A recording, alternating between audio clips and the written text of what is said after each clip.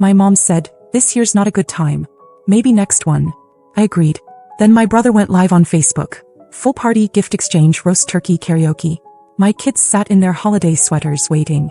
I took a photo of their unopened gifts, messaged, "These won't be needed." 42 minutes later, my dad was on my porch yelling. 3 days before my dad's birthday, my mom called. Said this year wasn't a good time for a get-together. Things were tight, apparently. They were just keeping it small. Maybe next year. She sounded tired, like the decision was already weighing on her, like I should just accept it and move on. I said okay. I always say okay. I didn't ask who would be there or press for details. Didn't mention that I'd already ordered the cake from his favorite bakery. Didn't bring up that the kids had each made something by hand because they love their grandpa. I just said we'd celebrate some other time. That morning, I still dressed my kids in the outfits they'd picked out. We sang happy birthday in our kitchen. I lined up the gifts we'd wrapped together. A new fishing rod, a photo book, socks with his favorite football team. My daughter had drawn a card that said, "Best grandpa in the galaxy." Then my phone buzzed. Facebook notification. My brother was live. I didn't even have to open it. The thumbnail told me enough. Balloon arch over the dining room table. A banner with gold letters. "Happy birthday, Dad." Laughter in the background. I turned the volume on. Full party. Catered food. People in dress clothes. A huge roast pig. My mom in the center of it all, handing out wrapped gifts. They were playing karaoke and someone was filming Grandpa blowing out candles with both cheeks puffed like a little kid. Everyone was there. Everyone but us. I didn't tell the kids. I just took a photo of them holding their still wrapped gifts, sitting quietly in their party clothes. I sent it to the family group chat. "These won't be needed." 42 minutes later, my dad was banging on my front door, yelling so loud the neighbors came out. I had to step out in my slippers because he wouldn't stop. He wasn't drunk, just angry. Said I was being ungrateful. Said I could have come if I wanted. That my brother invited me last minute and I chose not to show. Said this wasn't about me and I needed to stop making it dramatic. He didn't ask to see the kids. Didn't apologize. He just stood there shouting in my driveway, wearing a party hat, crumbs on his shirt, holding a bottle of wine like he thought it would smooth everything over. I didn't say a word. Just went back inside and shut the door. And that was the beginning. I thought that would be the end of it. That maybe someone would feel a flicker of guilt after seeing my kids sitting there, dressed up with gifts they'd never get to give. Maybe someone would call and say, "We're sorry. We messed up." But it didn't go that way. Instead it got petty. The next morning, my brother posted a meme on Facebook. A cartoon of someone sulking in the corner of a party. Text said, "When nobody notices your silent protest, so you post a sad selfie and pretend you're better off." I wouldn't have thought twice about it, except the comments were full of family members laughing, tagging each other, dropping popcorn emojis. One wrote, "We know the type." Another said, "Some people just love being left out so they can play victim." And the real kicker? Someone uploaded a slow-mo video of my dad blowing out the birthday candles. Everyone singing. My mom laughing. My brother holding a glass of champagne. And in the caption, "Real family knows how to show up." My stomach turned. I stared at the screen longer than I care to admit. I didn't comment. Didn't like or share. Just closed the app and went back to unloading the dishwasher like none of it existed. 2 days later, my mom called. Not to apologize. Not to ask about the kids. Just to say she hoped I'd cool off before Thanksgiving. She said things got a little hectic and sometimes people get oversensitive. Her tone was light, like we were discussing the weather. She even said, "Well, your brother was the one planning it, not me," like that somehow cleared her of the whole thing. I didn't argue. I just listened. When the call ended, I sat down and made a list. Not of what they owed me. I wasn't keeping score. It was more of a reminder to myself of everything I'd quietly handled over the years. Like the time I helped my brother cover 3 months of rent when he lost his job. Or how my parents were still on my family phone plan, which I paid in full every month without fail. Or the insurance I added to my dad's truck because he couldn't afford it during COVID. The automatic refills I'd set up for my mom's prescriptions. The groceries I had delivered when she said she didn't feel well. All of it. Little things I never brought up, never threw in their faces because that's what family's supposed to do. I didn't feel righteous. I just felt done. The next day, I logged into my mobile account and separated their lines from mine.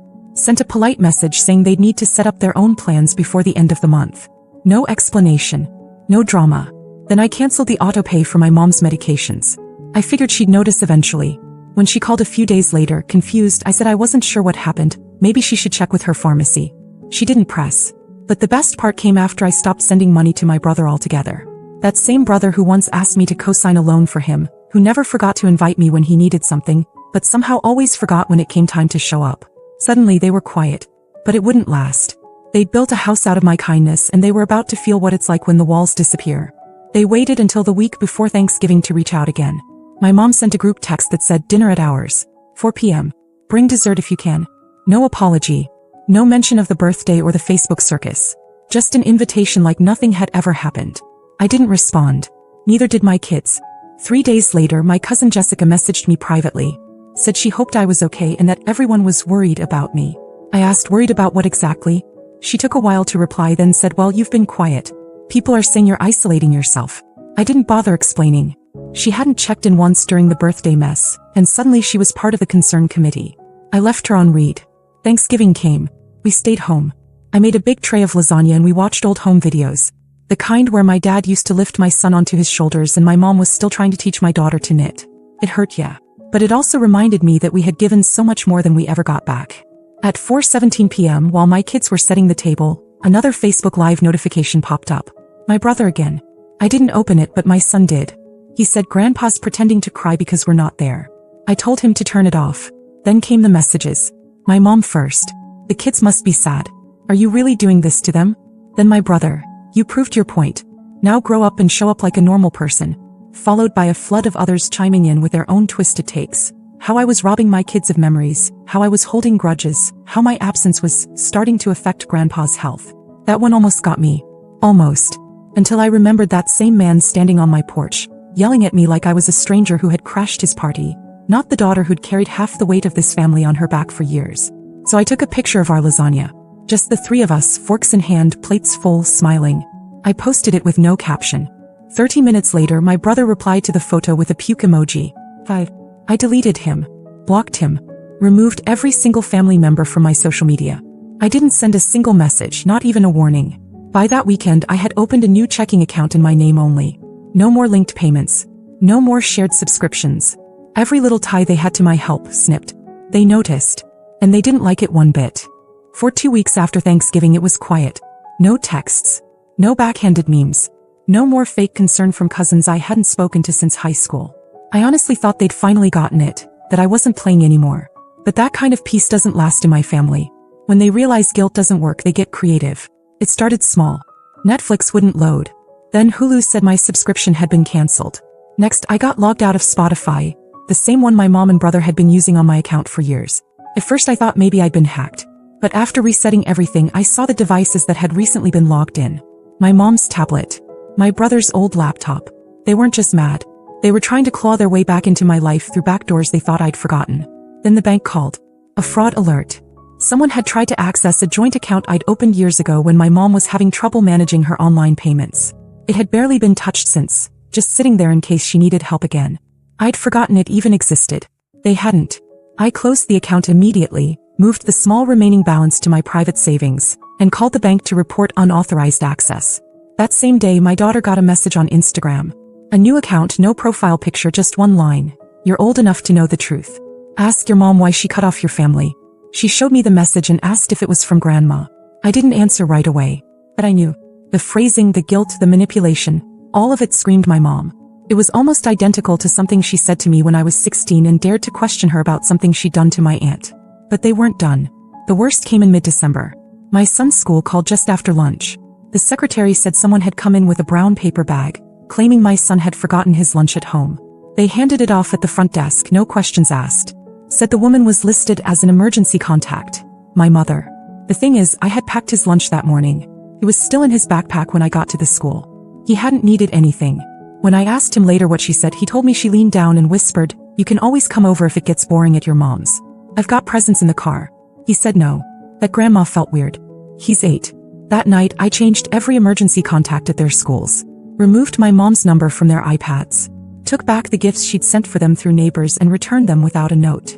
Then I sent a message to the family group chat. I hadn't typed anything in there since the birthday. It said, "No more contact. No more games. My children are not pawns and I'm not your backup plan. We're done. Permanently." I left the chat and blocked every number. Phone, email, social media. All of it. Gone. Erased. Then I took it one step further. I met with my lawyer. Updated my will. Designated new guardians for my kids. Wrote a formal letter revoking all prior verbal agreements about shared finances and debts I had absorbed for family over the years. And I meant it. The old version of me. The one who said yes to every favor, who filled in for every missed responsibility, who kept forgiving because that's just family, she was gone. And the people who built their comfort on her back were finally starting to panic. 6 days before Christmas, a letter showed up in my mailbox. No return address, just my name written in thick, uneven block letters like a child had done it. But I recognized the handwriting instantly. My dad. 2 pages. Front and back. He called everything a misunderstanding. Said family didn't need to agree on everything to stay close. That what I was doing was tearing people apart. That I'd turned my kids into witnesses to a grudge. He didn't say sorry once. Instead, he kept mentioning how much my mom missed the kids. How everyone was talking. How it looked bad. He even wrote, "You're better than this." At the end was a $50 bill folded between the pages. Like I could be bribed back into forgetting. I shredded the entire thing without a second thought. The next day, I got a call from my daughter's dance studio. Her Nutcracker costume balance hadn't gone through, which was odd because I'd paid it in full weeks ago. When I called to sort it out, the receptionist told me someone had come in on my behalf and asked to be listed as a backup contact. They also changed the card on file to a different number, then removed it the next day. It didn't take long to figure out who. I told them that if anyone outside of me ever tried to manage my account again, they were to call the police. They apologized and flagged the account. That night, I checked every place where my name, address, or phone number had ever been attached to something they could access. I changed all the passwords, closed old accounts, scrubbed everything clean. But they were just getting warmed up. The voicemails started the day after. Most were from unknown numbers. Yips. Static. Then came the messages. My mom saying she missed our traditions. That she was praying for me. My dad stiffly saying that the door is still open if I decided to stop all this. My brother's voice, half smug, half begging, telling me he'd been evicted and had nowhere else to go. That he needed a place to crash just for a week. Said, "This is still your family, Monica. You don't just quit." I didn't reply. Then came New Year's Eve. Every year since the kids were little, we've gone to the winter carnival in town. Hot chocolate, fireworks, overpriced mini donuts. It's the one tradition they never missed no matter what. This year I hesitated, but the kids were excited. I figured maybe we'd just go early, leave before the crowd. We barely made it past the ticket booth when I saw them. My parents standing near the food court like they just happened to be in the neighborhood. My brother sitting on a bench holding a coffee.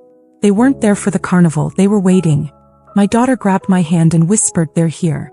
I told her to stay close. My mom started walking toward us, holding something wrapped in tissue paper. My dad stood behind her, arms crossed. My brother smiled like he'd caught me in something. I didn't say a word. I turned and walked out with the kids. I didn't even stop at our car. I ordered an Uber and waited on the sidewalk like it was any other night. My dad yelled something behind us. "You're doing this to the kids, not us." But I kept my eyes straight ahead. My son asked if we were going somewhere else. I said we were going home. That night, I blocked 10 new numbers.